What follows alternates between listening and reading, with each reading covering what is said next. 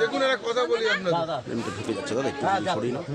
আজকে লক্ষ্মীর ভান্ডার পাচ্ছেন, আপনার চিকিৎসার জন্য স্বাস্থ্যসাথী 5 লক্ষ টাকা পাচ্ছেন। আপনি যদি কৃষক হন তাহলে আপনি 1 একর জমি বেশি চাষ করলে 10,000 টাকা আপনি উৎসাহ ভাতা দেন।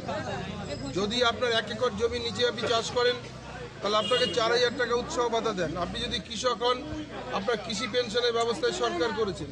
শিল্পী হন, শিল্পী ভাতা দিচ্ছেন। অক্ষম ভাতা, বার্ধক্য ভাতা সমস্ত সরকার দিচ্ছে। বিনামূল্যে আপনার রেশনের ব্যবস্থা করেছেন স্বাস্থ্যসাথীর মাধ্যমে।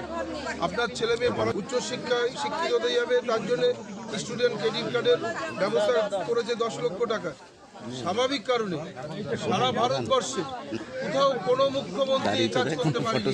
শুধু পশ্চিমবাংলায় আমরা গর্বিত, আমরা ভাগ্যবান যে মমতা বন্দ্যোপাধ্যায়ের মতন একজন মুখ্যমন্ত্রী আছে বলে আমরা এই কাজগুলো পাচ্ছি। অনেকবার জমা দিয়েছি, আমি লক্ষ্মীর ভান্ডার এখনো পাচ্ছি না। বারবার গিয়ে ফিরে আসতে হচ্ছে। দুয়ারে সরকারে গেলেই বললো হয়ে যাবে হয়ে যাবে, বারবার ডকুমেন্টস জমা দিচ্ছি, তারপরেও কিছুই হচ্ছে না।